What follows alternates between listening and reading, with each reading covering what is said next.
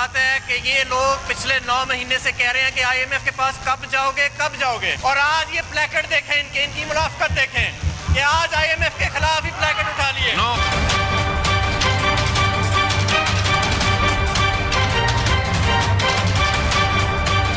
Petrol pump کبھی کوئی حکومت نہیں چاہے گی اور کبھی عمران خان کم از کم نہیں چاہیں گے، لیکن جب بین الاقوامی سطح پہ تیل کی قیمت بڑھے گی، قیمت بڑھانے سے وہ بوجھ جو ہے وہ حکومت اور عوام مل کے شیئر کر لیں گے تو پاکستان مستحکم ہو جائے گا. 18th امینڈمنٹ کے بعد جو صوبوں کو پیسہ اکٹھا کرنا چاہیے تھا، ابھی صوبوں کے پاس وہ کیپیسٹی نہیں آئی پیسہ اکٹھا کرنے کی، تو لہٰذا وہ سارا سینٹر پیسہ دیتا ہے. اس وقت جو فیڈرل گورنمنٹ ہے وہ بینکرپٹ ہے، کیونکہ جب تک وہ صوبوں کو پیسہ دیتے ہیں وہ مائنس میں چلی جاتی ہے فیڈرل گورنمنٹ.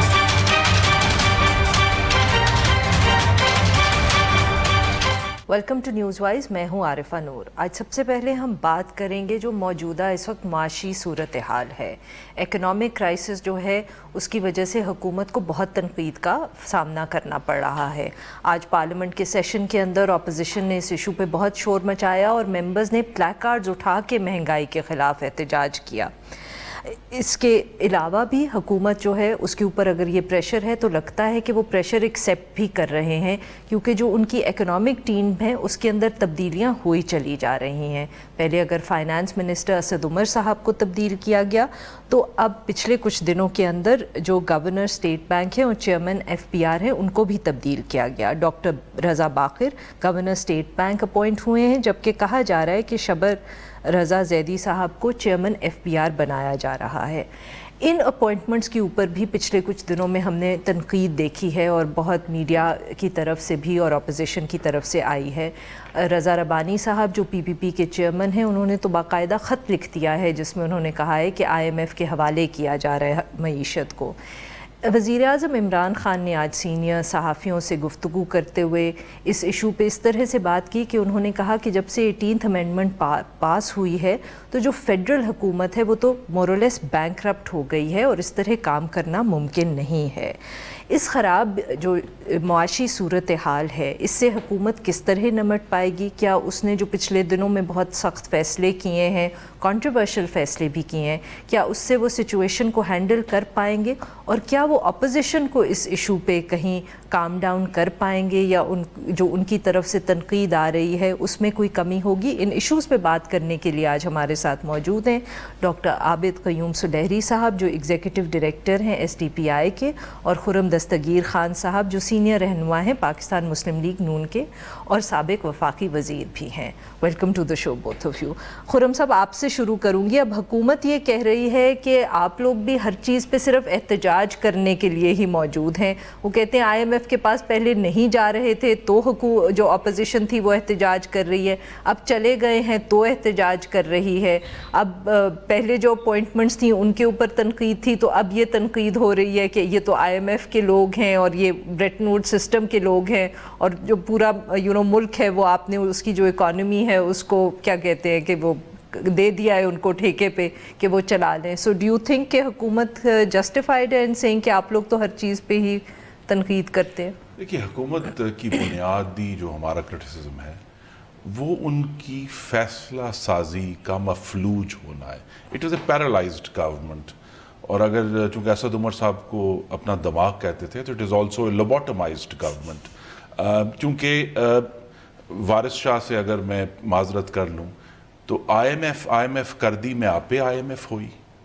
اس نے کہا تھا رانجھا رانجھا کر دی میں آپ پہ رانجھا ہوئی. سر بٹ IMF کے پاس تو ہر حکومت جاتی ہے. there are two issues with this. First of all, Imran Khan صاحب کا ہسٹورک سٹینڈ اس کے اوپر it needs to be repeated. میں خودکشی کر لوں گا. اسد عمر صاحب نے ہمیں بھاشن دیے ہیں 3 سال سے اکنامک ہٹ مین کی، شاید ایک ہی کتاب انہوں نے پڑھی تھی تو انہوں نے اسی کی جو ہے نا وہ رگڑتے گئے کنفیشنز آف اکنامک ہٹ مین کے. یہاں جو ہے اب یہ ایشو ہوا ہے کہ ہم درست کا ہم کرٹیسائز کیا گیا پہلے IMF کے پاس کیوں نہیں گئے. اب IMF کے پاس نہیں گئے لیکن نوکری سے پہلے چاکری، کہ وہ جو تمام ایشوز IMF کہا کرتا تھا کہ جی آپ اپنی انرجی پرائسز بڑھائیں، آپ روپی کو ڈی ویلیو کریں، آپ انٹرسٹ ریٹ ریز کریں، یہ گورنمنٹ آلریڈی کر چکی ہے اور منہ کے بل گری ہے. صرف 2 جو ڈیسیژن کے ڈی ویلیویشن کے, انہوں نے 20% ڈی ویلیویشن کی ہے جب سے یہ آئے ہیں, اور پاکستان کی ایکسپورٹس میں مارچ 2019 تک 0.1% کا اضافہ ہوا تھا پچھلے سال کے مقابلے میں. لہذا وہ جو ڈی ویلیویشن کا فیصلہ تھا آن دا فیس آف اٹ وہ کمپلیٹلی فیل ہو گیا. یس امپورٹس میں کمی ہوئی ہے, that's on the other side, لیکن ایکسپورٹس بڑھانے میں جو ایکچوئل ہمیں چاہیے جو گین وہاں نہیں ہوا. دوسرا جو ڈیزاسٹر ہوا کہ پاکستان میں جو بورورز کرتے ہیں, جو بینک بورورز ہیں, principally it is large scale manufacturing, جو کارپوریٹ سیکٹر میں ہے, جو کارپوریٹ بورنگ کرتے ہیں, ان کو اگر آپ نے in one go 6.5% discount rate سے پہلے 10.25 پہ گئے اور 10.75 پہ گئے, واٹ ہیپنڈ کہ وہ جو بورور تھا, جو لارج اسکیل مینوفیکچرر تھا, اس کی بورنگ کاسٹ اتنی بڑھی کہ ہی contracted. And we see it in numbers کہ 3% پاکستان میں لارج اسکیل مینوفیکچرنگ گری ہے اس سال, اس مالی سال میں, جبکہ پچھلے سال 5.8% بڑھی تھی. تو یہ جو ایشوز ہیں جو آلریڈی انہوں نے IMF کے جو پرسکرپشن تھی اس پر عمل کر دیا. ہمارا اعتراض یہ ہے کہ ایک تو آپ پہلے کہتے تھے اکنامک ہٹ مین کو ہم نہیں آنے دیں گے, ہم خودکشی کر لیں گے, ٹھیک ہے آپ نے کہا ہمیں مجبوری ہے, لیکن آپ کی فیصلہ سازی نہ ہونے کی وجہ سے اب اگر کوئی فریش ویو آتی ہے ڈی ویلیویشن کی, اگر فریش ویو آتی ہے انٹرسٹ ریٹ رائز کی, اگر فریش ویو آتی ہے مزید کہتے ہیں جی ٹیکسیشن کریں گے. اب دیکھیں نا گورنمنٹ نے اس 9 مہینے میں ان کی پرفارمنس, لاسٹ ورڈ 375 کا آلریڈی بلین کا شارٹ فال ہو چکا ہے. It will expected to hit 500 billion 30 جون تک 2019 تک, یہ نمبرز آ رہے ہیں. اب جب گورنمنٹ کی نااہلی جو ہے اس نے بجائے یہ کہ IMF میں گورنمنٹ کو سٹرینتھن کرتی, ان کی جو بیڈ ڈیسیژن میکنگ تھی, بد انتظامی تھی, اس نے پاکستان کو مزید گڑھے میں دھکیل کر ایک بہت مشکل وقت میں IMF کے سامنے. ڈاکٹر صاحب بہت کیا کہتے ہیں کمپریہنسولی خرم صاحب نے جو ان کی تنقید ہے اپوزیشن کی ان ٹرمز آف کہ کیا پالیسیز رہی ہیں اور حکومت نے کیا ہے وہ تو انہوں نے کر دیا. اب آپ سے ہم یہ پوچھیں گے کہ آپ کے خیال میں جو تبدیلیاں ہوئی ہیں, فائنانس منسٹر کی تو کچھ دن پہلے ہو گئی, بٹ جو اب انہوں نے FBR کی بھی آج اناؤنس کی ہے اور اسٹیٹ بینک گورنر کچھ دن پہلے, ڈو یو تھنک کہ اس کے اوپر جو تنقید ہو رہی ہے وہ جائز ہے اور this is just for the sake of it کہ ان کو وقت دینا چاہیے, دونوں پروفیشنل لوگ ہیں, اچھے لوگ ہیں, and we should give them a chance to perform? دیکھیے عارفہ, جب تک PTI اپوزیشن میں تھی اس نے کھل کے تنقید کی, اور اسی طرح آج کے اپوزیشن کو پورا حق ہے بالکل کہ وہ تنقید کرے. جو بھی پالیسی ڈیسیژن ہوتا ہے اس کے ہمیشہ آپ پروز اینڈ کونس دیکھتے ہیں. اس وقت شاید اس کا کون تو یہ ان تبدیلیوں کا آپ کہہ سکتے ہیں کہ اس وقت جبکہ سٹاف مشن جو تھا وہ اپنا یہاں پہ وزٹ پہ ہے 10 تاریخ تک, نیگوشیشن کے دوران گورنر اسٹیٹ بینک کو چینج کر دینا, چیئرمین FBR کو چینج کر دینا شاید کو بڑا صاحب فیصلہ نہیں, لیکن ٹائمنگ کے حوالے سے بھی اگر آپ اس کو دوسری طرف دیکھیں تو جو ایڈوائزر فنانس ہیں یہ ان کا بھی حق ہے کہ وہ اپنی ٹیم خود سلیکٹ کریں تاکہ کل کو جب ان سے جواب دہی کی جائے تو وہ بتا سکے کہ جی چونکہ یہ نہ کہہ سکے کہ ٹیم میری مرضی کی نہیں تھی اس لیے میں ڈیلیور نہیں کر سکا. Sir sorry if I can just add here کہ جو FBR چیئرمین تھے, کنسیڈرنگ کہ شارٹ فال اتنا زیادہ تھا ریونیو کا, تو شاید کوئی پرفارمنس کے اوپر بھی تو سوال اٹھ سکتے ہیں. بہت سے لوگ تنقید کر رہے تھے اس حوالے سے کہ FBR کا جو شارٹ فال اس سال ریونیو کا جو ہوگا was one of the major disasters. Asad Umar صاحب جو ہیں وہ شاید اس بات کو واچ کر سکے کہ وہ خود بھی FBR کے چیئرمین کو چینج کرنا چاہ رہے تھے. پرائم منسٹر نے بھی کہا تھا ابھی چند ہی ہفتے پہلے کہ FBR اگر درست نہ ہوا تو اس کو ختم کر کے اس کی جگہ نئی اتھارٹی لے آئے جائیں گے. تو اگر میں اس کانٹیکس میں دیکھتا ہوں تو شبیر زیدی صاحب جو ہیں بڑی معقول چوائس ہیں. ڈار صاحب نے بھی جو اپنی ٹیکس ریفارم کمیٹی بنائی تھی اس کے سربراہ تھے, ابھی بھی وہ ٹیکس ریفارمز پہ کام کر رہے تھے. اگر میں ان کے 2-4 چیزیں جو کہ وہ ایڈوکیٹ کر رہے ہیں ان کو دیکھوں تو وٹ آئی کین فور سی کہ وہ نان فائلرز پہ زندگی مزید تنگ کرنا چاہیں گے. اب مجھے میرا خیال ہے کہ وہ اگر انہوں نے اسی ایگریسو موڈ میں گئے تو جو circulation of rupee in economy ہے وہ تھوڑا سا کرٹیل ہونے کا زیادہ ڈر ہے. لیکن ان کا یہ ریکارڈ سینگ کہ ہمیشہ سے وہ کہتے ہیں کہ نان فائلرز جو ہیں ان کو اتنا مجبور کر دینا چاہیے کہ وہ فائلر بن جائیں. آپ پینلائز کریں, آپ انسینٹیوائز کریں, لیکن ان کو فائلر بنانا ہے. پھر وہ فورینزک آڈٹ کے حامی ہیں, وہ رینڈم آڈٹ کے حامی نہیں ہے. وہ یہ بھی جو پازیٹیو چیز وہ کہتے ہیں کہ جی FBR کا ڈیٹا بیس اور جو پروونشل ریونیو اتھارٹیز ہیں ان کا ڈیٹا بیس کو سنکرونائز کر دینا چاہیے تاکہ وہاں پہ ڈپلیکیشن جو ہے وہ कम हो सके। और अगर आपको याद हो तो अब्दुल्ला यूसुफ साहब भी चार्टर्ड अकाउंटेंट हैं। सही। और जब अब्दुल्ला यूसुफ साहब को लाया गया था तो हाल दो कि उस वक्त अमेरिकन एड के पैसे जो थे वो डॉलर धड़ाधड़ आ रहे थे, लेकिन कहा जाता है कि अब्दुल्ला यूसुफ साहब के दौर में FPR ने सबसे बेहतर परफॉर्म किया था। तो यही तवक्को जो है वो शब्बर जैदी साहब से रखी जा सकती है और वन कैन सी कि वो क्या करते हैं जी। इसी तरह से जब मैं बाकी रज़ा साहब की चॉइस को देखता हूँ तो कहा जा सकता है कि वो IMF से हैं और उनका कॉन्फ्लिक्ट ऑफ इंटरेस्ट होगा वगैरह वगैरह, लेकिन ये भी हो सकता है कि उनको बीइंग एन इनसाइडर IMF के साथ नेगोशिएशन में ज़्यादा बिल्कुल, and we should attract the best brains from wherever where we can. I don't think इसमें कोई एतराज किसी को होना चाहिए। सिर्फ 2 हफ्ते तक क्रिटिसिज्म को रोकना चाहिए। लेट्स सी कि IMF की जो मिशन कंप्लीशन के बाद किस तरह की स्टेटमेंट इशू होती है और अगला बजट जो है वो किस तरह का बनता है। अगर ये नई इकोनॉमिक टीम जो है एक अच्छा बजट देने में कामयाब हो जाती है, IMF के साथ अच्छे नेगोशिएशन कर सकती है, तो it's a positive choice.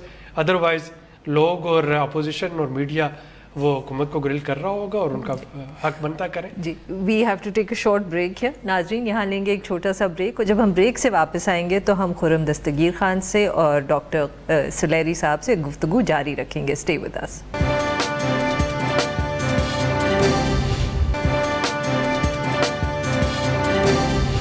Welcome back. हम गुफ्तगू करें खुर्रम दस्तगीर खान साहब से और डॉक्टर आबिद क़य्यूम सुलैरी साहब से। जी खुर्रम साहब, आज वज़ीर आज़म साहब ने जो ब्रीफिंग दी थी सहाफ़ियों को, वो थी तो लोकल गवर्नमेंट के हवाले से, पर उसमें उन्होंने ज़िक्र किया एक दफ़े फिर 18th अमेंडमेंट का, बिकॉज़ उस पर बहुत सवाल आ रहे थे। और उन्होंने अपनी एक बात दोहराई जो उनकी हुकूमत में बहुत से लोग कहते हैं कि ये वफाक जो है वो बैंकरप्ट हो गया है जब से 18th अमेंडमेंट पास हुई है। ये आपकी जब हुकूमत थी तब भी ये बात होती थी। Is there a way around it? ज़रूरी नहीं है कि जो लोग ये बात करते हैं उनका मकसद ये हो कि 18th अमेंडमेंट को रोल बैक किया जाए, मगर आप क्योंकि हुकूमत में रहे हैं सो कोई ना कोई तो तरीका होगा कि हम 18th अमेंडमेंट को भी वहीं रखें और इस मसले को भी हल कर पाएँ। सबसे पहले तो वज़ीर आज़म को एक ट्विटर की ज़रूरत है जो उनको समझाए कि भी आप जो बात करने लगे वो दुरुस्त भी है कि नहीं है। जिस तरह भी वज़ीर आज़म ने जो है वो कायद आज़म को कैंसर कर दिया ना तकरीर में, इससे पहले जापान जर्मनी हो गया, स्पीड ऑफ लाइट हो गया, अफ्रीका जो है वो मुल्क बन गया। देखिए, issue national finance commission award में है, it is not with the 18th amendment. और जब वज़ीर आज़म इस तरह की फाश गलतियाँ करते हैं तो हर जगह इबाम फैलता है, सूबों में भी इबाम फैलता है, पार्लियामान में भी इबाम फैलता है। इशू मैं बेदौरा दूँ आपके नाज़रीन के लिए, 18th अमेंडमेंट में नहीं है कोई मामला। नेशनल फाइनेंस कमीशन अवार्ड जो ये फैसला करता है कि जितने टैक्स आ रहे हैं उनकी सूबों में और वफाक में तकसीम क्या होगी, वहाँ इशू है। और वो जो है जो 7वां अवार्ड था 2009 में हुआ, उसमें ये इशू आया जो कि जी उस वक्त एक करेक्शन की गई सूबों को ऑथराइज करने के लिए 18th अमेंडमेंट में जो अभी पावर्स देनी थी उनको फंड करने के लिए। लेकिन अगर इस पर सूबे अगर वफाक अपना केस प्रेजेंट करेगा तो नेशनल फाइनेंस कमीशन अमेंड हो सकता है, इसमें कोई इशू नहीं है। क्योंकि हमारी गवर्नमेंट में जो इश्यूज आए थे वो ये थे कि अगर आप भी नहीं दे पाए नया NFC अवार्ड, इसी वजह से सूबों उस वक्त तो PTI रजिस्ट करती थी KP में, सिंध में भी जो है पीपल्स पार्टी रजिस्ट करती थी। इशू यही है कि सूबों को ये रिक्वेस्ट करनी है कि हमें ख़ास तौर पे GB और फाटा और AJK, ये जो 3 हमारे इलाके हैं, इनको एक्स्ट्रा ऑर्डिनरी फंड्स चाहिए जो अभी सारे के सारे फेडरल गवर्नमेंट की किटी में से जाते हैं। सही, उनको एक्स्ट्रा ऑर्डिनरी फंड्स चाहिए। KP को उस वक्त 2009 में एक्स्ट्रा परसेंटेज दी गई थी वॉर और टेरर की वजह से। ये अब गौर करने कि क्या वो जस्टिफाइड है कि नहीं है। लेकिन ये सारा जो रीथिंकिंग है, क्योंकि सूबे तो अब एक एक पैसे के ऊपर आपके साथ बहस करेंगे, उनका हक है, करना भी चाहिए। लेकिन 12 एक लार्जर इंटरेस्ट है, इसको ज़रूर आर्ग्यू करना चाहिए कि भी सूबों से कहा जाए कि अगर आप कुछ अपना जो divisible pool before it is divided, अगर उसमें से कुछ इन अपने ये भी हमारे पाकिस्तानी भाई और बहनें हैं उनको दें तो मामला। लेकिन दूसरा जो है मेरी वज़ीर-ए-आज़म एक और गुजारिश है, खुदा के लिए ये मत कहा करें कि वफाकी हुकूमत दिवालिया है। उनके मुशीर तजारत भी कह चुके हैं, पाकिस्तान कंगाल हो चुका है। ये it sends a very bad signal to the markets. इन्होंने अपनी जबान से पाकिस्तान की मशीद को तबाह करने में बहुत बड़ा किरदार अदा किया। जी डॉक्टर साहब, do you think that is the solution के प्रोविंसेस जो हैं वो अग्री कर लेंगे? کیونکہ دیکھیں پولرائزیشن اس وقت زیادہ ہے, آئیڈیلی تو بہت اچھی بات ہے, یہی ہے, لیکن اس کے لیے یقینی طور پہ میں چاہوں گا کہ حکومت کو تھوڑا سا پولیٹیکل ٹیمپریچر جو ہے وہ کول ڈاؤن کرنا ہوگا. جو بات ڈاکٹر صاحب وہ پہلے بھی پولیٹیکل ٹیمپریچر کم تھا پچھلی ٹرم میں, مگر یہ پی ایم ایل این والے بھی نہیں کر پائے. لیکن اس دفعہ یقیناً 2.5 صوبوں میں چونکہ پی ٹی آئی کی اپنی حکومت ہے, سندھ کے ساتھ اگر تھوڑے سے معاملہ طے کر لیے جائیں تو میرا خیال ہے it's about N F C award. میں بالکل تائید کروں گا خرم صاحب کی کہ یہ 18ویں ترمیم کا ایشو نہیں ہے, یہ این ایف سی ایوارڈ کا ایشو ہے, اور اس پہ ایک لاجیکل آپ کنونس کر سکتے ہیں وفاقی اکائیوں کو, لیکن اس کے لیے آپ کو جو سیاسی درجہ حرارت ہے وہ تھوڑا کرنا ہوگا. موجودہ حالات میں اس پہ بات نہیں ہوگی. So do you think that the only solution is کہ صوبے جو ہیں خود ہی اپنا حصہ کم کر دیں؟ کیا یہ نہیں ممکن کہ آپ صوبوں کو ذمہ داری زیادہ ان کی بڑھا دیں کہ وہ خود ریونیو کلیکشن کر پائیں؟ یہی میں نے ابھی عرض کیا تھا, وہ جو شبر زیدی صاحب کا فارمولہ ہے کہ جو اوور لیپنگ آف ٹیکسز ہے اس کو تھوڑا ریڈیوس کرنا چاہ رہے ہیں, اور جو ایف پی آر کا اور پروونشل ریونیو اتھارٹیز کا جو ڈیٹا بیس ہے اس کو سنک کرنا چاہ رہے ہیں, اس سے شاید تھوڑا سا صوبوں کے ریونیو میں اضافہ ہو جائے. اور صوبوں کو ریونیو میں اضافہ کرنا چاہیے آئیڈیلی, چونکہ ان کے پاس بہت سے ایسے وینیوز ہیں جہاں پہ کہ وہ کر سکتے ہیں. ایک اور چیز جو کہ میرا خیال ہے شبر صاحب بڑی اگریسیولی پرسو کریں گے اور صوبے اس سے فائدہ اٹھا سکتے ہیں, وہ ڈی سی ریٹ کے حق میں نہیں ہے, وہ کمرشل ویلیو پہ پراپرٹی کو اسیس کروانا چاہتے ہیں. اور یقینی طور پہ اگر لوکل گورنمنٹس اور صوبے جو ہیں وہ کمرشل ویلیو پہ اگر پراپرٹی ٹیکس کو اسیس کرنا شروع کر دیں تو دیر از اے ہیوج پوٹینشیل جس میں وہ اپنا ریونیو لے کے آ سکتے ہیں. دوسرا ایشو ہے کہ جو اکنامک ٹیم میں چینجز ہیں اور جس طریقے سے کیے گئے ہیں, اٹ بیٹریز پینک, سراسیمگی ظاہر ہوئی ہے اس سارے چینجز سے جو اچانک ہوئے. بجٹ میں اب دن رہ گئے ہیں, ہفتے بھی نہیں ہم کہہ سکتے, اور جس طرح سے ہوا ہے وہ ایشو ڈاکٹر صاحب نے درست کہا کہ اگر آئی ایم ایف کے سرونگ شخص کو آپ لائیں گے تو کانفلکٹ آف انٹرسٹ تو ایشو ریز ہوگا. خرم صاحب 93 سے 99 تک اسٹیٹ بینک گورنر کون تھے؟ آپ کی بھی اس میں حکومت کا حصہ آتا ہے. ہاں, تو ہمیں جو ہے وہ ایشوز نہیں, دیکھیے معین قریشی صاحب وہ بھی آئے ہوئے, یہ تو اس وقت کی گورنمنٹ نے نہیں کہا تھا ہم خودکشی کر لیں گے, اس گورنمنٹ نے نہیں کہا تھا. بیسیکلی آپ کا اعتراض از بیسڈ آن کہ پی ٹی آئی پچھلی ماضی میں کہتی کیا رہی ہے, وہی تو اپوزیشن کا کام ہے. یہ تو پھر وچ از فائن, یہ آپ کا حق ہے یہ کہنا. عوام سے معافی مانگنی چاہیے. دیکھیں نہ صرف یہ, دا موسٹ ارسپانسبل اسٹیٹمنٹ وہ خودکشی والی بھی نہیں تھی, وہ ہیٹ مین والی. سب سے ریسپانسبل اسٹیٹمنٹ عمران خان صاحب نے کنٹینر پر دی, انہوں نے کہا I M F World Bank اس حکومت کو پیسے مت دو, ہماری حکومت آئی ہم واپس نہیں کریں گے. ڈزنٹ ہی انڈرسٹینڈ کہ ان کی گفتگو کے کیا ریپرکشنز ہیں اور کس طرح کے مضمرات. تو دیکھیے نا جی, ان کو نہیں سمجھ آئی, اور آج تک میں سمجھتا ہوں کہ ان کو نہیں سمجھ آئی کہ معیشت کو چلانے میں ان کی گفتگو کا اس وقت ایک اپوزیشن کی طرح بہیو کرنا چاہیے, حکومت کو حکومتوں کی طرح کرنا چاہیے. اور میرا خیال ہے اس وقت پی ٹی آئی حکومت میں ہے, وہ گزشتہ حکومتوں کی طرح بہیو کر رہی ہے. بالکل. اچھا, you don't think there is any difference Khurram صاحب؟ اکانومی چلانے میں میرا خیال ہے کہ اگلا بجٹ آپ دیکھ لیجئے گا, it would be a formula budget, اور پچھلے 10 بجٹس کے این متقاضی ہوگا, وہ بالکل اسی طرح سے ہوگا. کوئی تبدیلی نہیں. آپ ایک فسکل ڈیفیسٹ ایگری کر لیں گے آئی ایم ایف کے ساتھ, اس کے ساتھ ریورس انجینئرنگ ہوگا, اس کے حساب سے ریونیو جنریٹ کرنے ہیں, اس کے حساب سے ایکسپینڈیچرز کٹ کرنے ہیں. تبدیلی تو میرا نہیں خیال کہ اس میں کوئی بہت بڑی چینج جو ہے آپ. ہمیں تو آخر میں 3 ہی چیزیں ملی نا جی اس گورنمنٹ سے, بیکونامکس, مرغی نامکس اور چھاپڑی نامکس. بہت بہت شکریہ آپ دونوں کا, آپ آئے اور آپ دونوں نے ہم سے اتنی تفصیل سے بات کی. ناظرین, now we'll take a short break, اور جب ہم بریک سے واپس آئیں گے تو ہم بات کریں گے جو تنازع کھڑا کر رہی ہے پاکستان تحریک انصاف, مریم نواز صاحبہ کی inclusion in the party office holders of Pakistan Muslim League Nawaz. Stay with us.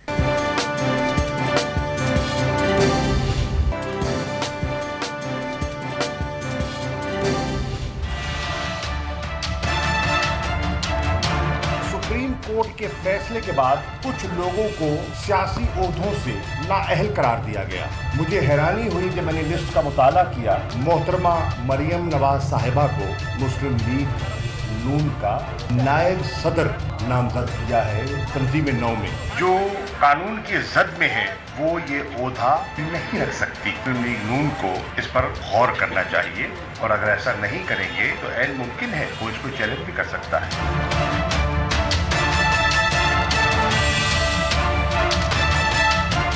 Welcome back. अब हम बात करेंगे मरियम नवाज़ साहिबा की और उनको जो पाकिस्तान मुस्लिम लीग नवाज़ ने अपना एक नायब सदर मुकर्रर किया है और उसके ऊपर पाकिस्तान तहरीक इंसाफ की तरफ से एतराज़ आया है। कुछ रोज़ कबल पाकिस्तान मुस्लिम लीग नवाज़ ने अपनी नई पार्टी ऑर्गेनाइजेशन अनाउंस की, जिसके ऊपर वो काफ़ी अरसे से काम कर रहे थे। ये जो नई पार्टी ऑर्गेनाइजेशन के अंदर उन्होंने अपने पार्टी ऑफिशियल्स अनाउंस किए, उसके अंदर 16 नायब सदर भी थे जो पहली दफ़े बनाए गए हैं और उनमें मरियम नवाज़ साहिबा का नाम आया है। पाकिस्तान तहरीक इंसाफ ने इसके ऊपर एतराज़ उठाया है और कहा है कि वो डिस्क्वालीफाइड हैं और इसकी वजह से वो कोई पार्टी ओहदा भी होल्ड नहीं कर सकती। पिछले साल जुलाई में जब एहतसाब अदालत ने सज़ा दी थी एवन फील्ड रेफरेंस केस में, तो उसके अंदर मरियम नवाज़ साहिबा को 7 साल कैद, 2 मिलियन पाउंड जुर्माना और इसके अलावा उनको 10 साल के लिए भी किसी किस्म के अवामी ओहदे से डिस्क्वालीफाई किया गया था। नवाज़ शरीफ साहब तो उससे पहले ही सुप्रीम कोर्ट ने उनको लाइफ टाइम डिस्क्वालीफिकेशन 62(1)(f के तहत कर दी थी। अब सवाल अब ये पैदा होता है कि क्या मरियम नवाज़ साहिबा की जो डिस्क्वालिफिकेशन अकाउंटेबिलिटी कोर्ट की तरफ से है, क्या उसकी वजह से अब वो कोई भी पार्टी ओहदा नहीं होल्ड कर सकती? क्योंकि जो पाकिस्तान मुस्लिम लीग नवाज़ है उसकी आर्ग्यूमेंट ये है कि जब तक उनकी कन्विक्शन जो है वो फ़ाइनल नहीं हो जाती, और अभी क्योंकि अपील चल रही है इसलिए वो फ़ाइनल नहीं है, इसलिए उनकी पार्टी की कोई पोजीशन होल्ड करने से कोई एतराज़ नहीं कर सकता। इस इशू पे बात करने के लिए हमारे साथ मौजूद हैं मुर्तज़ा साहब जो माहिर कानून है। Welcome to the show Kamran साहब। वालेकुम अस्सलाम, खैरियत जी, क्या हाल है? जी कामरान साहब, तो ये आप अब हमें बताएं कि इस वक्त जो पाकिस्तान तहरीक इंसाफ का मौक़िफ़ है और जो पाकिस्तान मुस्लिम लीग नवाज़ ने फ़ैसला कर लिया है, मरियम नवाज़ साहिबा को नायब सदर बना दिया है पार्टी का, इसमें से कानूनी तौर पर कौन सही बात कर रहा है? क्या सचमुच एक डिस्क्वालिफाइड इंसान पार्टी पोजीशन भी होल्ड नहीं कर सकता, या गुंजाइश है मरियम नवाज़ साहिबा को पार्टी पोजीशन पे अपॉइंट करने की?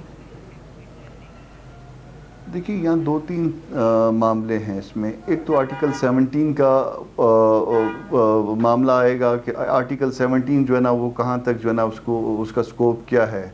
क्या सिर्फ वो उसके बाद अगर उनको फ़र्ज़ करिए कोई सज़ा हो जाती है तो वो उसके बाद सिर्फ वोट ही कास्ट कर सकती हैं? देखिए, उनसे वोट का हक़ तो कोई नहीं ले सकता, ना पॉलिटिकल एक्टिविटीज़ जो है ना उनसे रोक सकता है। सर, ये ज़रा आर्टिकल 17 भी हमारे नाज़रीन के लिए थोड़ा सा एक्सप्लेन कर दें कि ये क्या कहता है। दस्तूर का आर्टिकल 17 जो है वो उनको सियासी सरगर्मियों में हिस्सा लेने की इजाज़त देता है। अब सियासी सरगर्मी में हिस्सा लेने की इजाज़त जो है वो एक बहुत बड़ी वाइड टर्म है। इसमें वोट देना भी आता है, पॉलिटिकल वर्कर होना भी आता है, और जब आप पॉलिटिकल वर्कर होते हैं तो ज़ाहिर अल्टीमेटली आप ओहदे भी होल्ड कर सकते हैं। तो ये इसकी एक लिंब हो गई। और दूसरी ये है कि अब उनके ख़िलाफ़ एक केस नायब की तरफ से हुआ जिसमें उनको सज़ा हुई और उनको कन्विक्शन और सेंटेंस। अब कन्विक्शन और सेंटेंस जो है ना वो उसको चैलेंज किया हुआ है इस्लामाबाद हाई कोर्ट में, उनकी अपील पेंडिंग है। अब 2 टर्म्स हैं यहाँ पे, एक कन्विक्शन है कि और दूसरी जो है ना उसकी नतीजे में होने वाली सज़ा है। अब देखना ये है कि कन्विक्शन और सेंटेंस जो है ना वो दोनों सस्पेंड उन्होंने फॉर द टाइम बिंग की हुई हैं, या सिर्फ जो है ना सेंटेंस को वो सस्पेंड करके और तब उसको इनलार्ज किया गया, उनको जो है ना वो बेल आउट किया गया है। तो ये जो है ये एक तो ये भी देखना पड़ेगा। तीसरी बात ये है कि किसी भी एक पॉलिटिकल पार्टी है ना मुस्लिम लीग नून, तो किसी भी पॉलिटिकल पार्टी का ये हक होता है कि वो अपनी मर्ज़ी के ओहदेदार चुने। मैं किसी और पॉलिटिकल पार्टी से ताल्लुक़ रखता हूँ, मगर मेरा कोई ये हक नहीं है कि मैं किसी के पार्टी के ओहदेदार चुनने पे कोई एतराज़ कर सकूँ। तो मेरा ख्याल ये है कि वो एक पॉलिटिकल एक्टिविटी कर रही हैं या कर रहे हैं वो लोग, और अगर पॉलिटिकल एक्टिविटी होती है और जिस मुल्क में भी होती है, जिस सियासी पार्टी में भी होती है, वो अल्टीमेटली फ़ायदे का बाइस होती है, किसी नुकसान का बाइस नहीं बनती। सर, आप अगर आप आर्ग्यूमेंट दे रहे हैं तो मगर नवाज शरीफ साहब का भी जब वो पार्टी को हेड कर रहे थे तो उसके खिलाफ फैसला आया था, आपको याद होगा, सेनेट इलेक्शन से पहले, और वो बात यहाँ तक पहुँच गई थी कि इलेक्शन कमीशन ने तो जो सेनेटर्स थे उनको इंडिपेंडेंट कर दिया था। इस वजह से इलेक्शन से पहले उन्होंने कहा था कि इनके पास पार्टी टिकट नहीं हो सकता। वो भी नवाज शरीफ साहब की डिस्क्वालिफिकेशन से उसको लिंक किया गया था। तो वो किस लॉ के तहत किया था? مجھے اس فیصلے پہ احترام ہے، اس فیصلے سے احترام ہے، مجھے سپریم کورٹ کے فیصلے پہ پورا جو ہے نا وہ اس کی عزت ہے، سب کچھ ہے، مگر میں اس سے جو ہے نا وہ ایگری نہیں کرتا. میں سمجھتا ہوں کہ یہ آرٹیکل 17 کے مطابقت میں شاید نہیں ہے. سر بٹ وہ فیصلہ کس لا کے تحت کیا گیا تھا؟ if I may ask again just educate کرنے کے لیے ایسے ہے. ہاں وہ اپنا ان کو وہ صادق اور امین والی ٹرم تو آپ نے سنی ہوگی نا آرٹیکل 62(1)(f) میں، ٹھیک ہے نا جی. تو 62(1)(f) میں ان کو یہ کہا گیا تھا کہ انہوں نے وہ درست جو ہے نا وہ نہیں، ان کے جو انہوں نے نامینیشن فارم دیے تھے، بھرے تھے، اس میں انہوں نے درست جو ہے نا انفارمیشن نہیں دی تھی، اس لیے وہ صادق اور امین نہیں رہے، اور اس لیے وہ جھوٹ بولے جانے کو اس کو آپ سمجھ لیجئے. اس وجہ سے جو ہے نا وہ نااہل ہو گئے، اور جب نااہلیت کی کانسیکوینس میں انہوں نے کہا کہ کوئی نااہل شخص جو ہے نا وہ پارٹی کا عہدہ بھی ہولڈ نہیں کر سکتا. وہ ہاں، تو اس حوالے سے وہ چلے گئے. سر ہمارا جو الیکشن لا ہے 2017 کا، اگر ہم اس کی اسپیسیفکلی بات کریں تو کیا وہ روکتا ہے کسی بھی ڈسکوالیفائڈ انسان کو پارٹی پوزیشن ہولڈ کرنے سے؟ یہ میں سوال اس لیے کر رہی ہوں کیونکہ جب یہ لا پارلیمنٹ میں آیا تھا تو پاکستان مسلم لیگ نواز نے ایسا کوئی کلوز نہیں ڈالا تھا، مگر اپوزیشن کی طرف سے کوشش ہوئی تھی. جی بالکل، اس میں ایسا ہے کہ اس میں ایسا کلاز نہیں ڈالا گیا تھا، اپوزیشن کی طرف سے کوشش بھی ہوئی تھی. دو طرح کے قوانین ہوتے ہیں، ایک قانون جو پارلیمنٹ بناتی ہے اور ایک قانون جو بڑی عدالتیں طے کر دیتی ہیں. تو اس وقت تک جو بڑی عدالت نے یعنی سپریم کورٹ نے جو قانون طے کیا ہوا ہے وہ یہی ہے کہ وہ کوئی عہدہ نہیں رکھ سکتے، مگر وہ اس صورت میں کہ جب جو ہے نا وہ سزا جو ہے وہ جب وہ ڈسکوالیفیکیشن فائنل ہو جائے.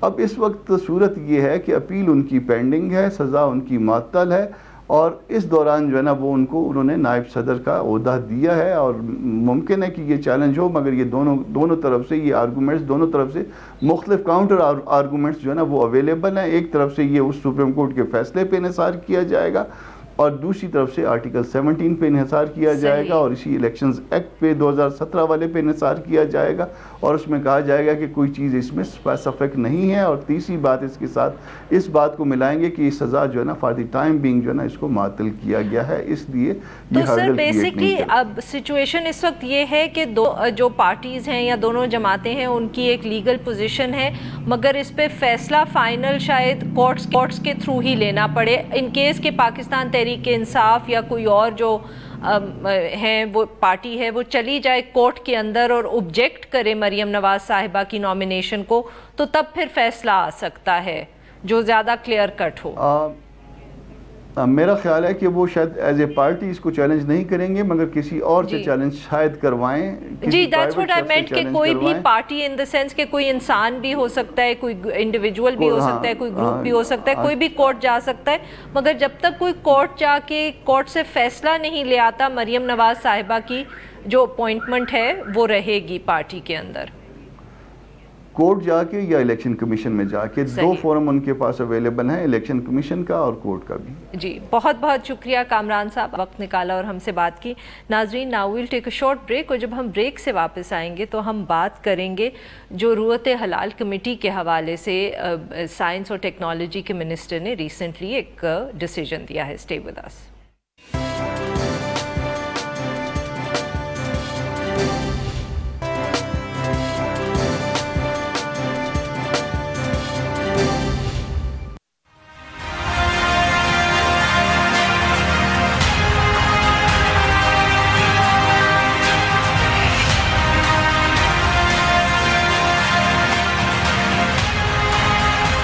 اراکین کے اوپر ایک کمیٹی کانسٹیٹیوٹ کی جائے اور وہ حتمی طور کے اوپر ایک جائزہ لے ماڈرن ٹیکنالوجی کی مدد سے، اور ایک قمری کیلنڈر پاکستان کا جاری کیا جائے.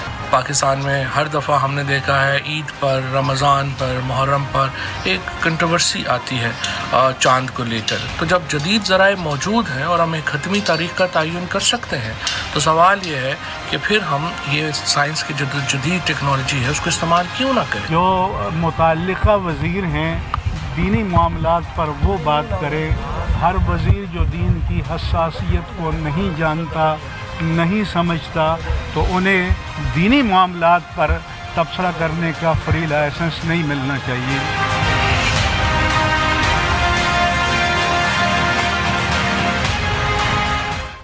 Welcome back. प्रोग्राम के आखिरी हिस्से में हम जिक्र करेंगे पाकिस्तान के अंदर जो हर साल एक तनाज़ा खड़ा हो जाता है कि चाँद को देखना ज़रूरी है। कोई भी मजहबी त्यौहार हो या महीने की शुरुआत हो, उसके लिए एक पूरा प्रोसेस है कि चाँद देखा जाएगा, उसके बाद उसकी विटनेसेस आएंगे और उसके बाद फ़ैसला होगा कि कल क्या तारीख़ होगी या नया महीना चढ़ेगा कि नहीं या ईद होगी कि नहीं। इसी हवाले से जो हमारे वफाकी वज़ीर हैं बराए साइंस और टेक्नोलॉजी फवाद चौधरी साहब, उन्होंने गुज़िश्ता रोज़ ये ऐलान किया कि एक 5 रुकनी एक्सपर्ट्स की कमेटी बना दी जाए और जो कि अगले 10 साल के लिए जो कमरी कैलेंडर है यानी कि लूनर कैलेंडर है वो उसको इस्टेब्लिश कर दे और डिफ़ाइन कर दे। और इसके बाद उन्होंने कहा कि इसके बाद ये जो एक खामखा की एक ज़रूरत होती है या महसूस होती है, कंट्रोवर्सी बनती है उसके बाद कि कौन सी तारीख़ है, ये ख़त्म हो जाएगी। मगर उनकी तरफ से ये ऐलान आया तो दूसरी तरफ से जो रुअत हिलाल कमेटी के सरबराह हैं मुफ्ती मुनीबुर रहमान, उन्होंने इसके ऊपर सख्त एतराज़ किया और उन्होंने कहा कि वो वज़ीर आज़म इमरान ख़ान से अपील करते हैं कि वो अपने वज़रा को रोकें कि वो दीनी मामलात के अंदर दखल अंदाज़ी ना करें तो बेहतर होगा। मगर इस वक्त सवाल ये पैदा होता है कि क्या सचमुच चाँद के बेस पर तारीख़ को सेट करना या डिटर्मिन करना कि तारीख़ कौन सी है, क्या ये एक दीनी और मजहबी मामला है या ये हम साइंटिफिकली तय कर सकते हैं, और क्या दुनिया के अंदर और ममालिक ऐसे हैं जहाँ ये फ़ैसला किया गया है। इस इशू पे बात करने के लिए आज हमारे साथ मौजूद हैं air commodore retired Khalid Marwat साहब जो सदर हैं एस्ट्रोनॉमर लीग ऑफ पाकिस्तान के। Welcome to the show sir. Thank you very much, thank you for जी मरवत साहब, तो सबसे पहले तो हम आपसे ये सवाल पूछेंगे कि आप क्योंकि इस फील्ड को समझते हैं और जानते हैं, क्या सचमुच ये मुमकिन है कि 10 साल इन एडवांस हम तय कर दें लूनर कैलेंडर, जिस तरह के ऑब्वियसली जो सोलर सिस्टम पे कैलेंडर बेस है वो तो इन एडवांस डिटर्मिन कर लिया जाता है, क्या ये मुमकिन है? जी बिल्कुल मुमकिन है। चांद की जो मूवमेंट है स्काई में, आसमान में, वो बिल्कुल प्रेडिक्टेबल है और उसको बहुत एक्यूरेसी के साथ अगले 10 साल से भी ज़्यादा अरसे के लिए आप उसको प्रेडिक्ट कर सकते हैं। आप उसके मुताबिक लूनर कैलेंडर को डिफाइन कर सकते हैं। जी मरवत साहब, तो अगर ये डिटर्मिन हो सकता है तो ये जो वफाकी वज़ीर ने बात की है कि हम 10 साल का डिटर्मिन कर सकते हैं, ये तो फिर एक जिसको कहते हैं टेक्निकल इशू हुआ, ये एक मजहबी इशू तो हुआ ही नहीं। बिल्कुल मेरी नज़र में तो मैं तो आपको टेक्निकल और एस्ट्रोनॉमिकल इंफॉर्मेशन के ऊपर बात कर सकता हूँ। उस जुमरे में ये है कि चांद की पोजीशन बिल्कुल write down to the minutest detail predict की जा सकती है। अलबत्ता जो रोयत यानी कि चांद को देखने वाला मामला है, उसमें फिर काफ़ी सारे फैक्टर्स जो है ना वो अपना रोल प्ले करते हैं, जिसकी वजह से एक रीजन में चांद के नज़र आने की पॉसिबिलिटी होती है और उसी चांद की दूसरे रीजन में पॉसिबिलिटी नहीं होती है। फिर वही चांद जैसे जैसे वो जो हिलाल होता है शाम का नए लूनर मंथ का, उसकी पोजीशन टाइम के साथ साथ सूरज से दूर होती है और वही चांद जो है फिर अगले आधे घंटे 10 घंटे में मगरिब की तरफ दूसरी जगह पे ज़्यादा आसानी से देखा जा सकता है। और वही चांद फिर अगले दिन अपनी पोजीशन सूरज से दूर करने की वजह से उसका फेज बढ़ जाता है, उसकी रोशनी बढ़ जाती है और उसको देखना आसान हो जाता है। जी मरवत साहब, तो क्या आप जानते होंगे कि क्या और ममालिक हैं, मुस्लिम ममालिक दुनिया के, जो ये टेक्नोलॉजी को इस्तेमाल करके कैलेंडर को डिटर्मिन कर देते हैं और वो इस तकलीफ़ से नहीं गुजरते जिससे हम गुजरते हैं कि हम रात तक बैठे हैं ये सोच रहे हैं कि कल रोज़ा होगा या ईद होगी, पता नहीं चलता, उसके बाद फ़ैसला होता है। तो और ममालिक, मुस्लिम ममालिक हैं इस दुनिया में जो इस टेक्नोलॉजी को इस्तेमाल करके ये जो अनसर्टनिटी है इसको अपनी ज़िंदगी से उन्होंने निकाल दिया है?